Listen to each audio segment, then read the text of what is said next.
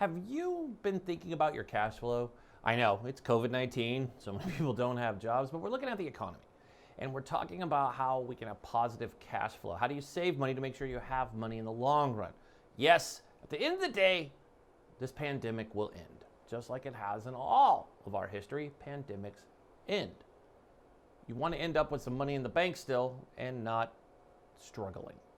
Today's guest is going to help you do that in the middle of a pandemic, still be able to save money for a rainy day. Yes, it's possible, folks.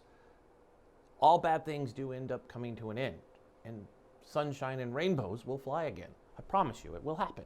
It has to happen. We have to have faith. But today's guest is going to help us with that. Learn how you can have positive cash flow and actually make money during a pandemic. All this and a whole lot more coming up next.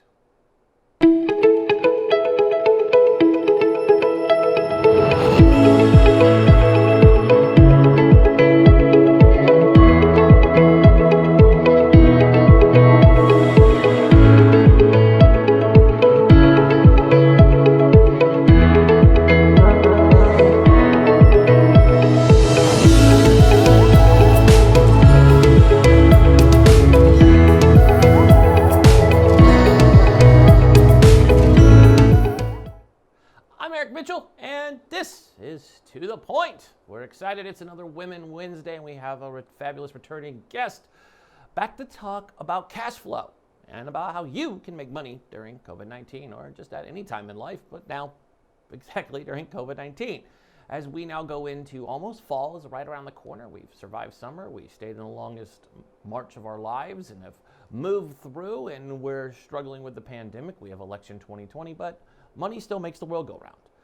And in fact, we need to make sure we're maintaining money and making money so we have it for a rainy day. Some of us have kids that we're trying to put through college or have our own retirement available to us. And it's quite the struggle now for us to do this with over 40 million Americans unemployed since late March.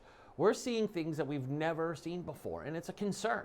But our guest today is returning again. You guys have seen Miss Cynthia Frunzi on our show, and we're going to talk about how you, yes, you at home, can learn, or if you don't know, or if you do know, reminder on how you can have positive cash flow. We're going to talk about the 6 steps of understanding your financial freedom.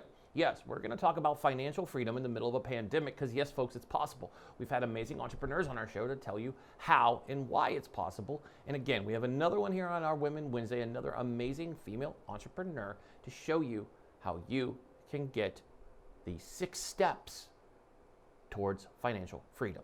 It's important. We live in a time and a date where financial freedom is one of the most important things.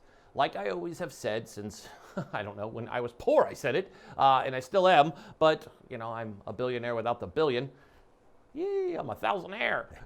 Just kidding. But even when there was nothing and we were figuring out what we were doing, I always heard the motto and kind of chuckled and thought it to be true. You never see anybody crying on a jet ski. It's true. That's a very true statement. No one really cries when they drive a jet ski. Now, it is important that we have financial freedom. I never thought that way. When I was younger, I was naive and stupid. I sat here and thought, oh, my bills aren't important to pay. You can just push those off and do nothing. I really quickly realized in my 20s that all that did was F up my credit beyond all reasonable doubt. Was disgusting that it did, and it's taken years to rebuild it. So it's a tip from learning. Don't do my method.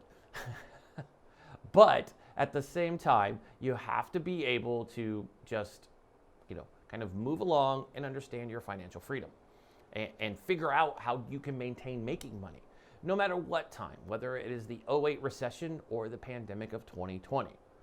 Just like '08 ended and we were able to recover our economy, the pandemic will end and we will be okay. Yes, it'll be a different outlook and our way of life has changed, whether you like or don't like wearing masks. And let's talk about that for a second. When I say I wear a mask or anyone else says they wear a mask, if you're that person, Karen, that needs to message our show and tell me I don't wear a mask, I can tell you that there was never a point in my life that I went to bed wondering if Karen wears a mask. Nope, I sleep just fine knowing I do, and the people around me and my loved ones do. This isn't a political thing. It's called being safe. Whether you believe it or you don't, telling me that you don't wear one, that's great, man. I'm glad that you shared that with yourself. If you felt good texting me and messaging our team that, we're happy for you. For the rest of you, thank you. This isn't what it's about. What this is about is taking care of each other. And what we're talking about with Cynthia today is about taking care of our money and the fact that there's still ways for you to secure financial freedom. So let's get to this, because I love talking about money, and I love talking to Cynthia about money because she's one of my favorite financial experts we bring on this show every month to talk about how you can make money. So let's get to the point with our favorite, it's like I'm Max Headroom. Millennials and Gen Zers, Google Max Headroom. Who remembers Max Headroom? Show of hands, Max Headroom. Who watched it in the 80s? You know, I see you back there saying, no, I didn't watch it. Yeah, you did. In the 80s, we all watched it. It's like saying, who didn't watch Miami Vice or Knight Rider? We all did. Come on. You did. Stop denying it, children of the 80s. We did. It's just part of it. It's like watching Chips. Come on, we all watch Chips. Come on. Who didn't want to be, that's why I joined. That's why I wanted to be a cop, was Chips. I wanted to be Eric Estrada. Just want to ride my motorcycle around. Anyways, just playing. But let's get to the point today. I love our financial expert. So let's get to our financial expert on this amazing Women Wednesday, our financial expert, Cynthia Frunzi.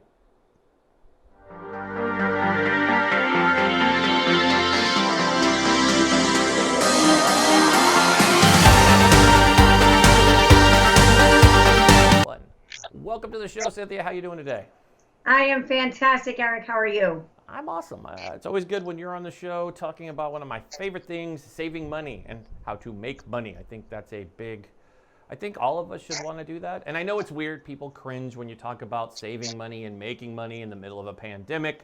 But like you and I have been talking about since the pandemic started, a lot of people are able to still save, they're still living their lives and living within their means. Yeah, they've had to cut back on maybe a few things, but they're still saving money. And a lot of people are still making money. The stock market, I mean, I don't look at the stock market every day and go, oh my God, because the stock market is a roller coaster, no matter if it's a pandemic or 2 years ago. It doesn't matter. The stock market is one day up, the next day down.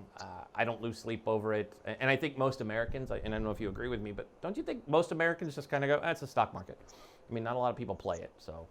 I do. I think people are still afraid of it. I think the confusion right now, and I have this conversation all the time, is why is it doing so well when the economy is doing so bad? Yeah. Everybody's, especially in the tri-state area, I walk down the streets where my office is, and businesses that have been running for years are down. Yeah. So it's like if you go boots on the ground, this is my argument with everything when it comes to money, put the boots on the ground and you will see it's not so great. But yet the stock market's going through the roof. So I would question it. Yeah.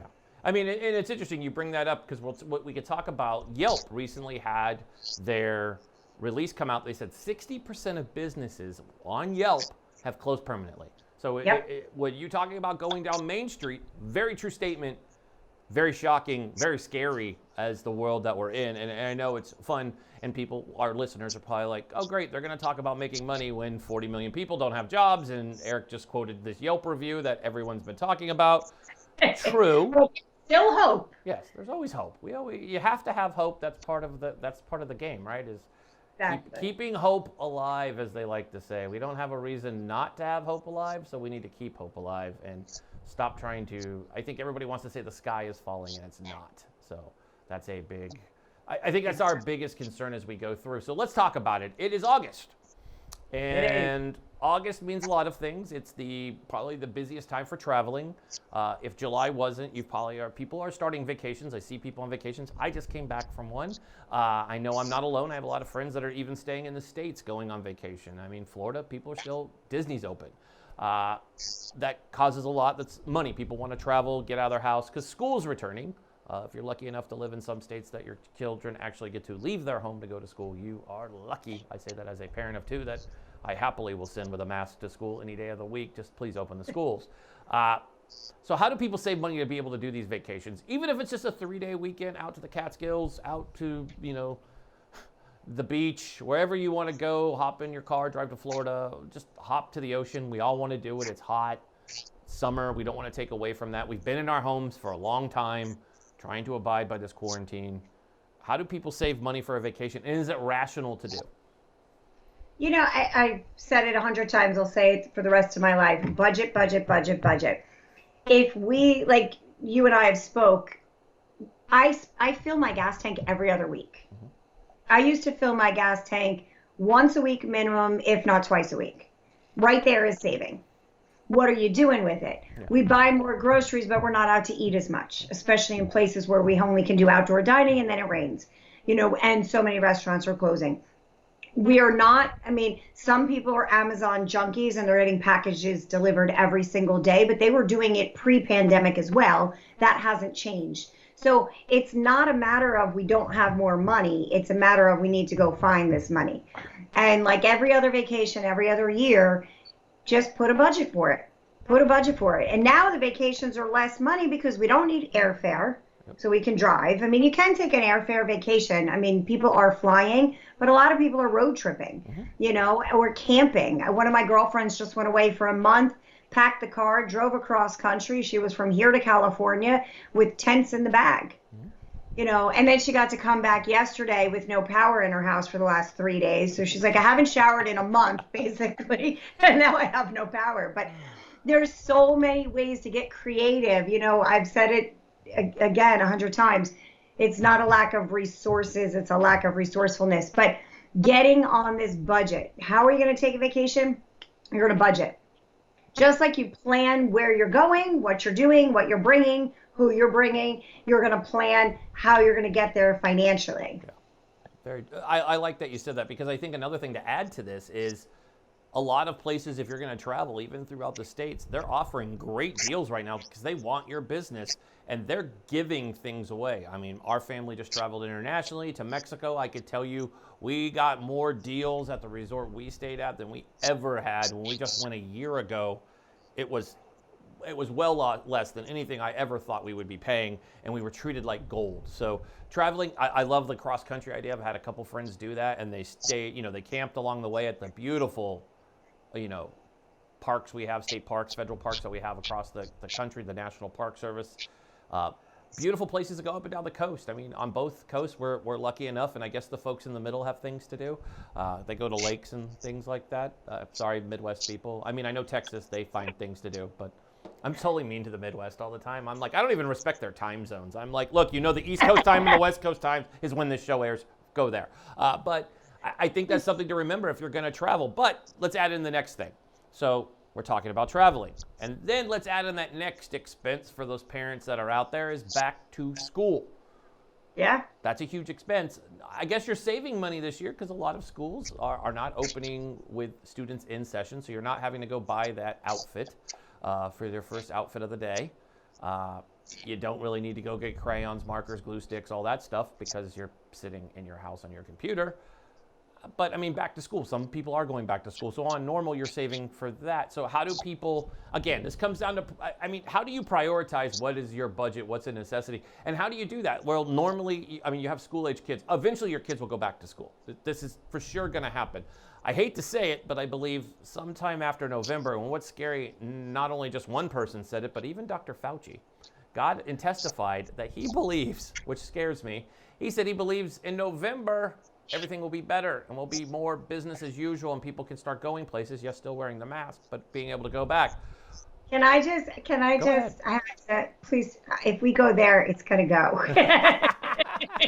But it's true. It was stated. So I have been saying miraculously, this is all going to go away in November. I'll add to the conspiracy. My children, who we live in Portland, Oregon, actually Beaverton, Oregon, just southwest of the city that everybody's seen in turmoil for most of the summer. We were told that they won't return. You'll love this. They'll return to in school.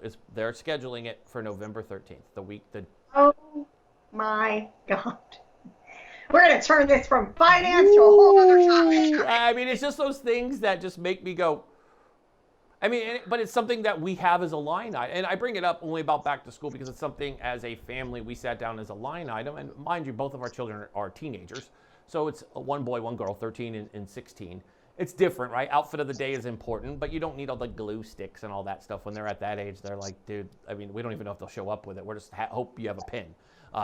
that's when we're lucky. Maybe a trapper keeper, whatever they need today. But it's something that's a line item that we were going down and like, do we need it? We chose to keep it in our budget because we know eventually they'll go to school. Might as well have it for that day so when we do it, so we're not caught off guard. Because you're right.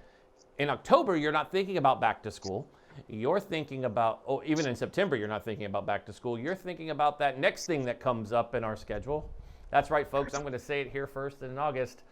Christmas, the holidays, all those things that we start buying, because you will, because that's not going to change. Amazon's still going to make bank. People are starting to do that. So what's your advice to folks now in this weird time of year where it's like, I got back to school, maybe coming off of vacation. Oh, and here come the holidays. Here's what I'm going to tell you. I am a parent, obviously, and I've been a single parent, although he's a grown man now. Did you not see it coming? Is it a surprise? Because I think since I was a kid, September's always been back to school. Mm-hmm. And I don't think that December 25th or whatever, the Passover holidays, the Jewish holidays at that time, all the holidays for presents that come during December, I think they've been coming every year for a lot of years. So when people are like, oh my God, it's back to school. Oh my God, I have to have a budget. Or, oh my God, it's Christmas. I didn't see it coming. Let me max out my credit cards. It's like, wait a second. That's been happening since the day you were breathing. So you could have prepared. You chose not to, but you could have. Yeah. But let's break this down a little better. First of all, when your kids go back to school in September, the weather has not changed. You probably bought them some summer clothes. So you don't actually need to buy them back to school clothes because the clothes from summer are still going to be worn for the next couple months. In fact, if your kids are little and you start buying back to school clothes, like the winter stuff that they want you to buy and the pants and the sweatshirts and all this stuff, it's probably not going to fit by the time they actually have to wear them and the weather gets cold. So why don't you keep your kids in the clothes that they have for the first month or two and then piggyback Christmas and back to school with all the winter clothes? There's your budget. Yeah. That makes sense. I think people, but maybe it's funny how people get caught off guard that the holidays are coming. Like it always kind of cracks me up. I'm like, it hasn't moved. Last time I checked, I can tell you Christmas has been the same for every year I've been alive on this earth. Thanksgiving is always the last Thursday of November, period. End of sentence, hard stop. It doesn't move. Those are the two are going to happen. And Hanukkah always kind of falls right into the Christmas season. The last few, it seems like Hanukkah falls exactly during Christmas season. And my kids are always envious because they want 8 days instead of just one. But I tell them to get over it. And I'm like, be happy with your one, dang it. But it's funny how people aren't prepared for this. Passover. I think I called it Passover instead of Hanukkah. I am so sorry. Yeah, it's the same. It's not the same thing. I don't want to be disrespectful. It's totally not the same. It's not the same thing at all. I'm just like, no, it's not. Again, the Catholic Church will punish me later. I already had an interview just last week where I said I didn't like kneeling in the Catholic Church because, Jesus didn't have bad knees and I do. I just made that, again, I apologize to Jesus and the Pope because I was just being that disrespectful Catholic altar boy that I was. All of a sudden, pretty sure my priest from when he Eric, dear Eric, please stop. I'm like, I can't help it. Anyways, so let's talk back to money. Now, saving money, obviously, so let's talk about this. Now, you have a lot of young people, Gen Z, millennials. Our Gen Zs graduated from college in May. A lot of them don't have jobs or they got side hustles going on. They're doing something. I want to talk about this because it's important, and I have a couple of Gen Zers that are my children, and I like to talk to you about this. So what's your advice to these younger folks to save money during this time? Like, they have these side hustles. They also have college degrees, and they want to go make money, and eventually they will. I believe that, like everything, like the recession of '08, like the pandemic in the early 18s, 20s that we've all heard about, how do they save money? How do they prepare to make sure that they're going to be okay? Because obviously they're much younger than us, and they haven't, you and I haven't had to go through this. We went through the recession of '08, and we've all had our own personal finance issues, obviously, but this pandemic is different. Like, I didn't come out of the Marine Corps and walk into this bomb that is 2020. So what is your advice for these folks? How do you properly save money? They're going to want to say, you're in your 20s. You want to go do the 20 things, right? part of your 20s is drinking and having fun, working hard, but having fun, going out with your friends, brunch, all that stuff, all that jazz that you do. I sound really old when I say that jazz, but you know what I'm talking about. So what's your advice to these folks so they can still maintain somewhat of a life in your 20s, but still saving money and being prepared so when they do go back to work, it's not like, oh my God, I have this money and I have a ton of bills? Yeah, so I'm going to, let's talk about a couple things. First of all, if you want $1 million in retirement at the age of 65 and you're 25 today, you need to save, I'm ballparking it, I have the exact numbers, but I'm ballparking $245 a month. But in your 20s, like you said, you're not thinking about retirement. You're thinking about getting out of college, starting, partying, having fun. In your 30s, you're thinking about, oh my gosh, maybe I should get married, have kids. 40s, you have kids. 50s, you're like, oh my gosh, kids have to go to school. 60s, you're like, all right, kids are out of school, let's start saving. And then you meet with somebody like me and you're like, I got my $250. And I'm like, great, to have $1 million in the next 5 years, we need 5,400.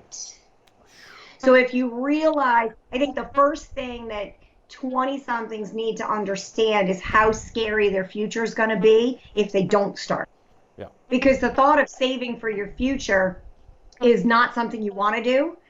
But if you don't, unfortunately, a lot of people in their 20s can just look at their grandparents and see that they're still working.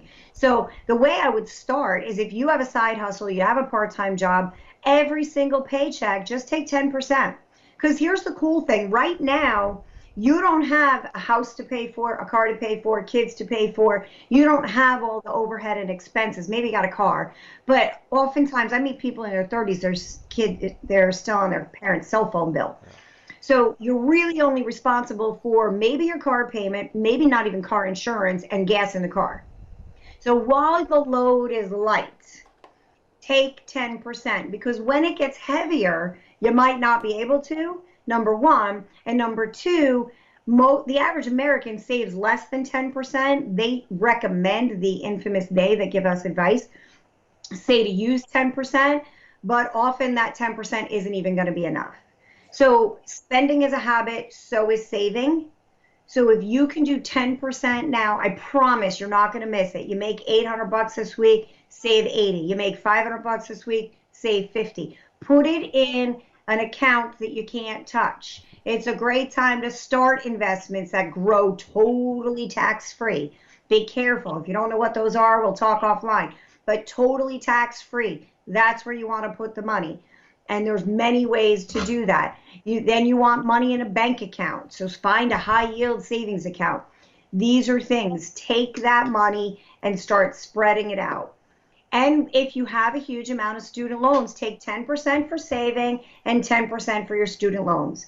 And then you have to live on 80, but you're living at home probably. You can live on 80% of what you're making. Sure. And if you can't, you're going to have a hard time in your 30s, 40s, and 50s. I love the way you say that. That's true. You can live off that. Trust me. A lot of people are. There's a lot of people in our country today that are living off peanut butter and jelly sandwiches in a very tough time. As we all know, at the end of July, the government did not re-up everybody on their unemployment bumps that they were all getting, which the country's divided on that, on whether that money was good for people, the extra $600, which people were making over $1,000 a week in unemployment, which that sounds bananas just for me. I can see why people weren't going back to work. If you're in retail making minimum wage and you're getting almost $1,000 a week, I'd stay at home too. That's a big complaint, and that's a lot of the reason why a lot of these businesses are struggling, because people don't want to go to work.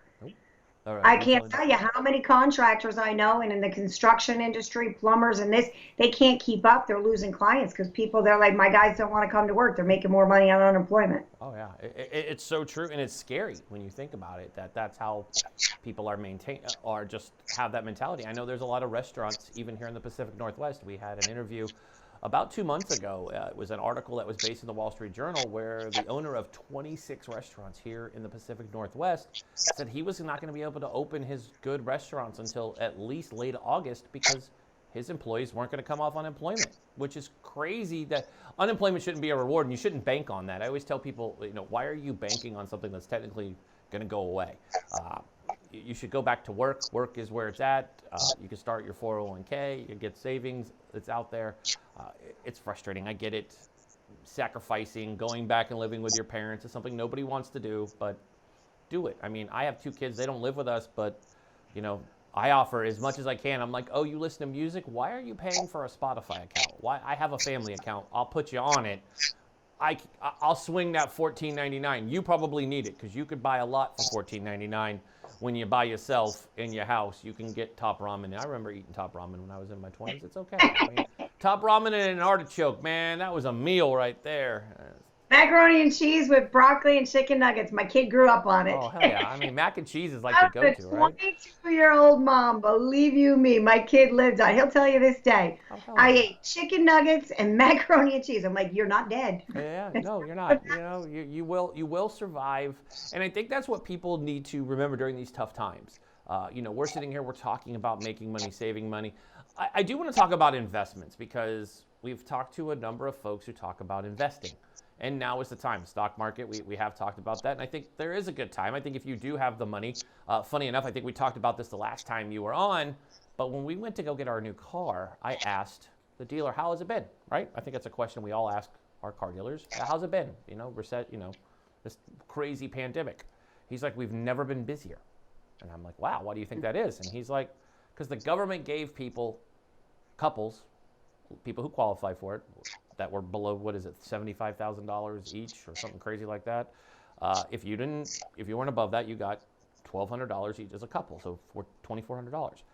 Some couples that were in good places have been going and using that as a down payment on a car, which they get the right affordable car. I mean, they're not selling the big SUVs and the Tacomas and the Tundras. You can tell I'm a Toyota guy. I'm like totally naming all their nice vehicles.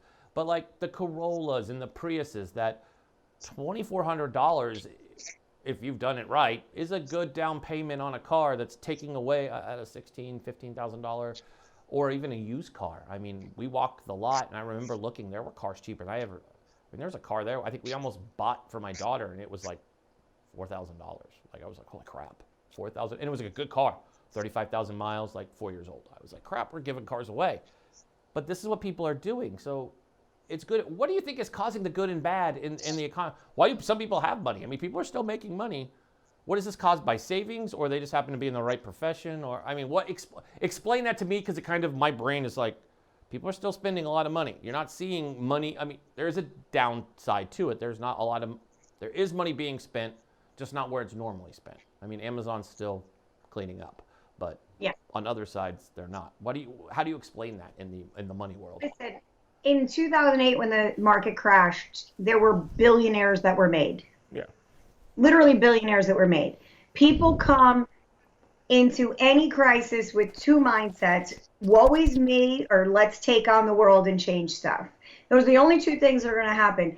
In my company, there are people busier than ever, and there are people that are still crying because there's a pandemic going on, and we've gone completely virtual. So everything, I think, comes down to human nature. Mm-hmm. People are going to seize opportunity or lay down and take it. And it's a great story that I read one time, which is totally not about money, but I'm going to share it anyway. It was in a book. There was a gentleman who was in war, and he stepped on I'm going to say it wrong, a mortar. Is right? Okay. Or a landmine. I mean, mortars. A landmine. There you go. So he stepped on a landmine, and when he went to wipe his head, he had no hands. And then he passed out, and he woke up in a hospital, and his mom was standing over him, and he started flipping out because he was like, why is my mom here in the war zone, and on and on and on. And it turns out that he was shipped, of course, to, I don't know if it was Germany or America, but to a place where his mom could come and see him. And he realized that he had, most of his arm missing, part of a leg missing, he was burned and everything else. And after they got past all the niceties, his mom turned to him and said, you got 2 choices. You know that, right? And he said, yeah. She goes, you can lay down and die, or you can stand up and fight. And he couldn't literally stand up. Yeah. And that's what this pandemic is. It's one of my favorite stories because it's such a testimony of human nature. You can lay down and be a victim of the pandemic and can't wait to collect your unemployment. And I'm not going to go to work because I deserve this $600.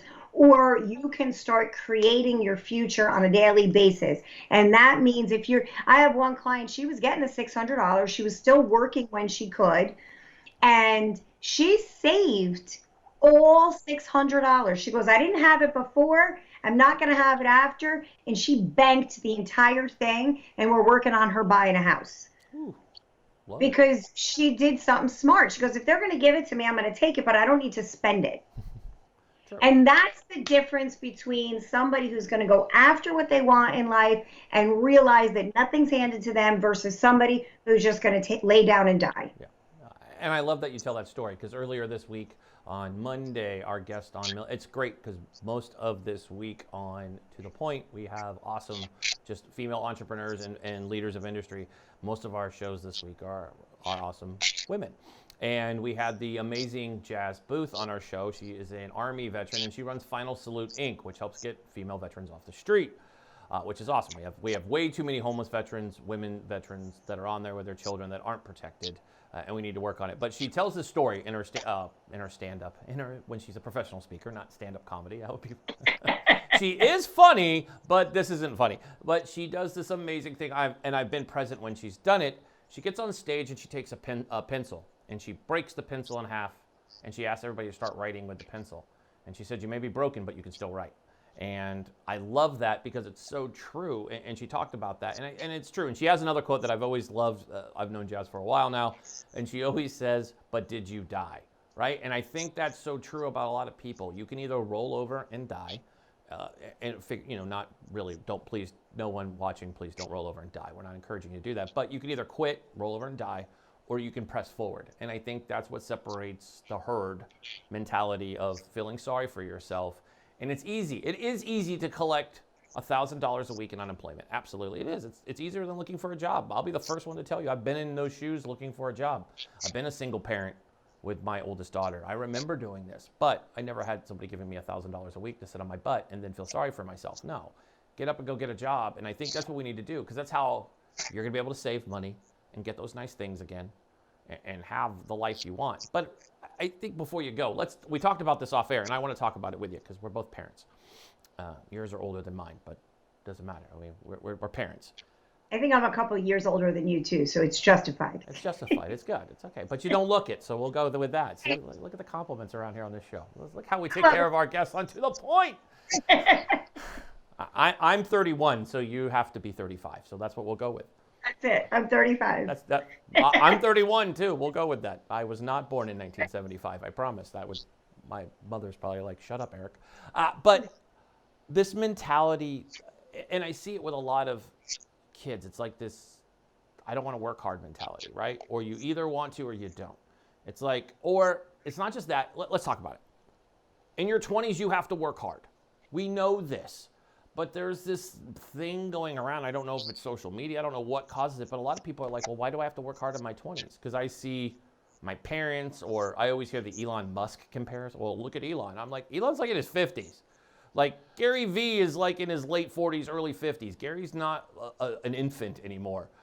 These successful people, they were broke in their 20s and had to work hard. And you said it perfect off air. You know, your 20s is where you bump your head and you learn how hard everything is. And the 30s is like, I'm not done. And then you get to the 40s where you're like, I worked really hard and I could have fixed this, but at least I worked hard to get to where I'm at and I can have some of the nice toys. What's your thoughts on that? Do you think, what causes this mentality where people in their 20s seem to think, I don't know if I need to, why do I have to work hard? Why is it so difficult? Like, oh, it sucks. It's like, I don't remember complaining about it in my 20s. I knew it sucked, but I wasn't so public about it. Obviously, there wasn't Facebook and all that when I was in my 20s to be able to go, oh, it sucks. Life is hard. You know, I think social media's got such a huge twist on it because it's so much easier. You know, how many people on social media are taking a picture in front of a Lamborghini that they never owned, but they say they owned? There's such an image out there of what it is when the reality is, no one is an overnight success. It's a 20-year story, but I think it's twofold. One, there might be a mentality also of I'm watching my parents struggle, I'm watching my grandparents struggle, so why the heck should I bother? It's going to suck anyway. And then I think social media has a lot to do with it because you don't have to actually have a great life to portray a great life. You know, I met somebody on social media, or in real life, actually, it was a client of mine, and on his social media, he was like, yeah, I just say I'm in another country all the time. I'm like, so you really weren't in Portugal? He's like, no, you could pick where you are. And I'm like, why? Why would you say you're in Portugal if you've never actually been there? Like there's not fun in that. But but you can build a virtual garden and a virtual farm and a virtual castle and a virtual land and in a virtual house and a virtual wife and kids and husband and all this virtual. But at some point, I promise, if we don't take it seriously, if people don't look in the mirror and realize that they are the only ones that truly can create their future, we are in for way more of a pandemic than a COVID one. Because the pandemic of your financial crisis and future, if you don't start taking life seriously and responsibilities for yourself and not everybody else, you're going to have the biggest pandemic of your life. I cannot, Eric, if you ask me for $20 today and I don't have it, I can't give it to you. So I can't help you, Eric, unless I help myself. Yep. And that's a standard thing. If you've never heard it before, I'm sorry. But you cannot help anybody till you help yourself. So you better start now. Woo-hoo. I love it. You're always my favorite guest with quotes. Like you're my favorite one. You always have the best ones too. Like you're always good for that. I always tell the team that. I'm like, Cynthia comes on, we get the best quotes. It's like my little. I look up your quotes after I go back and post and check everything. Make sure they're real. They're good. They're solid. I've heard the one that you just did, but it's true. You have to put your happiness first, your wealth first. Don't people always want to overextend? And I know that's something when we got into business. That's the first thing is people always want to come out with that hand. Like you want to be able to help people because you're like, oh, I'm in a place. No, you're not. You need to make sure you are sound before you. If you're not sound, don't try to make yourself look like people. Everybody wants to look like a baller on a budget. And it's funny you're talking about, somebody who claims to be places. That's the number one thing I see on social. And I've talked about this on media. There's a bunch of scammers out there. They're like, look, I could get you on TV in an hour. No, you can't. I can tell you as somebody who does it every day, sorry, I'm running the BS flag right up the flagpole. No, you can't. You're not going to get somebody in an article tomorrow. You're not going to get somebody on TV today. It's physically impossible from somebody who is going to be hosting on a national network. I can tell you absolutely it doesn't work that way. There is a long wait list even to get on this show currently. There is Jordan Gilbert does a great job as our executive producer. There's a wait list to get on our show. And it's great. We still book people out, but there's a list. It doesn't work that way. I wish people thought about that when they looked at these influencers, or I say leaning on Lamborghinis, which is funny. And before you go, I don't know, are you familiar with Tai Lopez? Have you heard that name? Yeah. Okay. So Tai Lopez has been attacked all over the place as a guy who's a fraud. And I think it's hilarious because he's not. He has invested with a nice group of folks who are young. And I think that's part of the problem. These are younger cats making money and spending investment money and doing good at it, but they're getting attacked. But Tai just was part of the investment group that bought Pier 1 and several other stores to keep them around because they know the value of them to consumers. People will go buy, but Pier 1 is a great store. They invested in it, and it's funny how people are backtracking on attacking Tai Lopez 3 years ago for leaning on a Lamborghini. And the dude has the last laugh because he's making money, putting investments in and going back. And I know one of the guys in his investment group, the amazing Rudy Maurer, he's a young English kid that came over here to America with not a penny in his pocket. I could tell you the life he lives now. He worked his butt off, went from basically living on people's couches to he's got a nice big house in Clearwater and he's driving around on jet skis on a Friday. But he earned it. And I think more people need to understand a lot of these kids are real and some of them are fake. So kind of do your homework on who you want to go idolize and understand those people probably either worked hard to get it or they probably don't really have that life. There's one or the other. And you got to go check their social. And the that came from it, that may not have earned it, are not as much of the ones that you're going to find all over social media bragging about it. Yeah, they're not. Like he doesn't brag about, and nobody does that. And it's those ones that don't brag are the ones that you want to like. I always tell people, if they're not boasting, they're not putting some cheesy ad or, anyways. But it's like crazy. You and I said earlier what you said, when you didn't have the money, you get dressed up to go buy the car because you want to look good and hopefully represent. And when you got the money and you could buy the car, you like jeans and a t-shirt. Yeah, it's like if you're brand new in here or you're young, read the book Millionaire Next Door. Great book. You don't have to impress people if you actually have what's real. Yeah, and it's true. It's just crazy how it all works, and people need to go read books.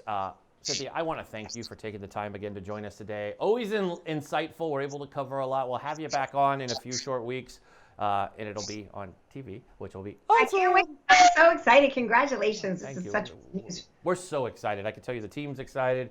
Going through it is an interesting process, not knowing what we're doing and kind of like but we're just a social media show, and now we're like, we're on national TV, crazy.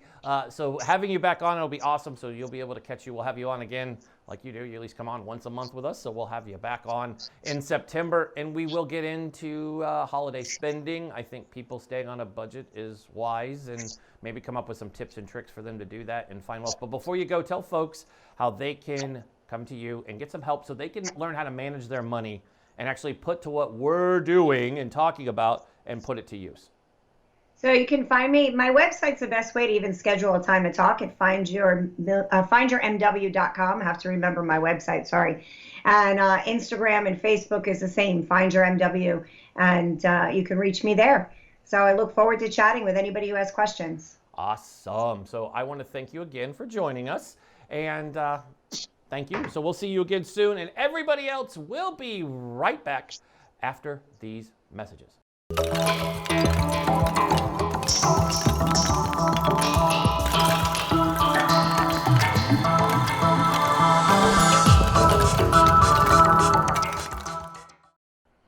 Thank you for watching today's show. As always, if you'd like to be a guest or you know somebody that we should have on our show as a guest, feel free to email us at hello@tothepointtv.com. We look forward to hearing from you. And you can also email us if you have a complaint, want to give us kudos, high fives, or if you have an additional question for a guest. Feel free to email us again at hello@tothepointtv.com.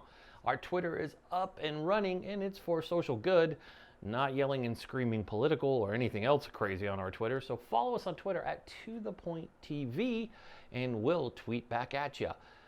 And as always, we want you to check out our IG. We love Instagram. Our Instagram stories are up, they're buzzing, and they're meant for you. We love our fans and followers, and we want you to know who our guests are coming on, and we want you to engage with us, and we want to engage with you. So make sure you're following us at Instagram at tothepointtv. Now, we love you on Facebook, and we want to make sure, because you're probably watching this on Facebook, you're like, why would I? You already follow us. But tell a friend that they can come follow our show and never miss a live episode. As you know, here on Facebook, make sure you head, if you're not on Facebook watching this, then it's different, but our Facebook is To The Point with Eric Mitchell. So make sure you follow us there so you always get notified when our show goes live at 12 p.m. Eastern, 9 a.m. Pacific.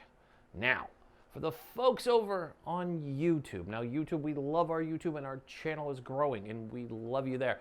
Now, if you missed the live show at 12 p.m. Eastern, you can catch the premiere, which is re-recorded. The premiere on YouTube goes down every day at 6 p.m. Eastern, 3 p.m. Pacific, and simply just go do that. So remember, with YouTube, what we want you to do is smash that like button, hit the subscribe button, and flick that bell. That's right, hit the bell. Give that bell some bell love, and that way you know when we're on air and you can catch our latest episode. Check out our playlist. All of them broken down by the day and the guest and show, so you can always stay up to date. Once again, on behalf of the entire team here at To The Point, we want to thank you for, again, tuning in and watching our show, and we look forward to seeing you tomorrow on To The Point. As always, I am your host, Eric Mitchell. Be safe, be strong, be smart, and God bless America. Let's get to the point with Eric Mitchell. Let's get to the point. Sit and enjoy. This is Eric Mitchell. He the host of the show. Get to the point. He is the voice. We needed this, something more. This is a daily show that's known for politics and the sports. Ain't no limit to whoever you may see at this point. To celebrities, Eric he's beast in the joint. As a veteran, put him at ease, then annoy. Every conversation can never be disappointed. Whether tragic or it's happy, Eric will cover whatever's happening. Whether it be your gymnast, toe tapping, talking about nearly any athlete, not taking a back seat.